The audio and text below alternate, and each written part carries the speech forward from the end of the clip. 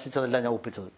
അപ്പോൾ ഈ കളരി എനിക്ക് അത്രയും ഫേമസ് ആയിട്ട് പല സ്ഥലങ്ങളിലും ഞാൻ പഠിപ്പിക്കാത്ത പഞ്ചായത്തില്ല, എല്ലാ പഞ്ചായത്തിലും ഞാൻ പഠിപ്പിച്ചിട്ടുണ്ട് കളരി.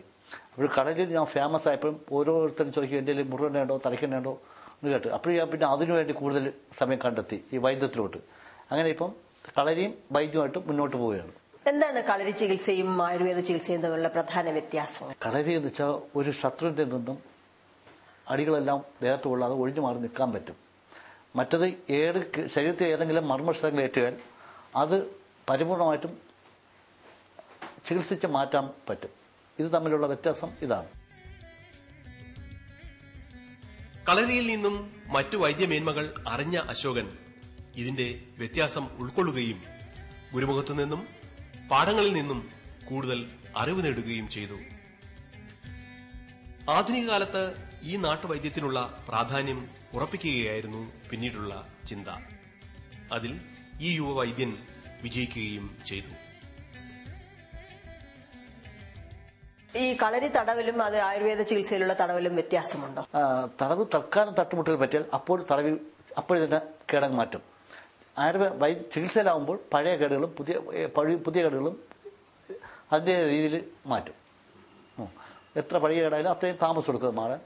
മറ്റ് കളരിയിൽ വെച്ച് പറ്റുന്ന അപ്പോഴെന്നെ എണ്ണയിട്ട് തിരുമ്പി മാറ്റും. കളരിയിലെ മർമ്മ ചികിത്സ എന്താണെന്നൊന്ന് വിശദീകരിക്കാമോ? അത് മർമ്മ ചികിത്സ എന്ന് വെച്ചാൽ മനുഷ്യശരീരത്തിൽ 108 മർമ്മങ്ങളുണ്ട്.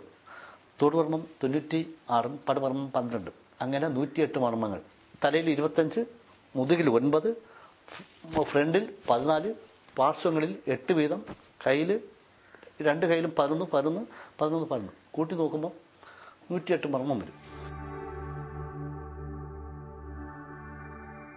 ഇപ്പോൾ മരുന്നുകളും എണ്ണക്കൂട്ടുകളും സ്വന്തം മേൽനോട്ടത്തിൽ പാരമ്പര്യ ശാസ്ത്രമനുസരിച്ച് തയ്യാറാക്കിയെടുക്കുന്ന അശോകൻ മർമ്മചികിത്സയിൽ ഉപയോഗിക്കുന്നതും ഇതുതന്നെയാണ്. അതുകൊണ്ട് തന്നെ വിഷമം പിടിച്ച പല ക്ഷതങ്ങളും തന്റെ ഈ അറിവിന് മുന്നിൽ അലിയുകയാണെന്ന് അശോകൻ പറയുന്നു. ഒപ്പം മറ്റു പല രോഗങ്ങളും.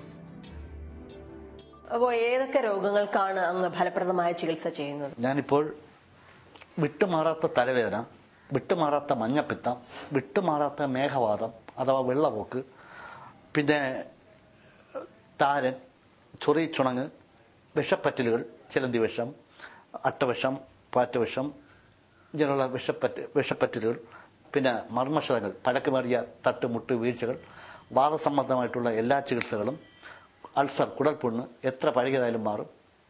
പിന്നെ അതിനുശേഷം ഈ ചികിത്സകളാണ് ഞാൻ ചെയ്തു വന്നത്. പിന്നെ അസ്ഥി തേയ്മാനം മാറാനുള്ള പ്രധാന കാരണം എന്താണെന്ന് ഞാൻ അന്വേഷിച്ചു.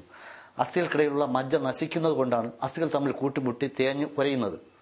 ആ അസ്ഥി ഉരഞ്ഞ് പിന്നെ നടക്കുമ്പോൾ ഇത് അസ്ഥികൾ തമ്മിൽ ഉരത്തി വേദന കൂടുന്നുണ്ട്, നടക്കാൻ പറ്റുന്നില്ല, ഇരിക്കാൻ പറ്റുന്നില്ല. ആ അവസ്ഥയിൽ നിന്നും എങ്ങനെ മോചനം നേടാം എന്നുള്ളതിന്റെ അടിസ്ഥാനത്തിലാണ് ഞാൻ ഇതിന്റെ ശ്രമം തുടങ്ങിയത്. ഈ എന്റെ ചികിത്സ 45 ദിവസത്തെ മരുന്നും 45 ദിവസത്തെ റെസ്റ്റ്. 3 മാസം കഴിഞ്ഞാൽ ഏത് രോഗിക്കും പഴയതുപോലെ എല്ലാ ജോലികളും ചെയ്യാം. എന്ത് നാട്ടുമരുന്നാണ് അങ്ങ് ഇതിന് ഉപയോഗിക്കുന്നത്? നാട്ടുമരുന്ന് ഇലവർഗ്ഗങ്ങളും വേരുവർഗ്ഗങ്ങൾ, തണ്ടുവർഗ്ഗങ്ങളൊക്കെ ചേർത്താണ് ഈ മരുന്ന് രൂപപ്പെടുത്തുന്നത്. 54 ഐറ്റം അങ്ങാടി മരുന്നുകൾ ചേർത്താണ്. ഈ മരുന്നിന്റെ കിട്ടാനുള്ള അസൗകര്യം കൊണ്ട് ഒരു വർഷത്തിൽ നമുക്ക് കൂടിപ്പോയാൽ ഒരു 100 പേരെ ചികിത്സിക്കാനേ പറ്റുള്ളൂ. കാരണം ഇപ്പോൾ പച്ചില മരുന്നുകൾ കിട്ടാൻ ഒരു നിവൃത്തിയില്ല. അപ്പോൾ ഔഷധ സസ്യങ്ങൾ കണ്ടെത്താൻ വളരെ ബുദ്ധിമുട്ടാണല്ലേ? അങ്ങനെ നമുക്ക് സാമ്പത്തിക ബുദ്ധിമുട്ടും സാഹചര്യവും സ്ഥലമൊക്കെ കുറവ്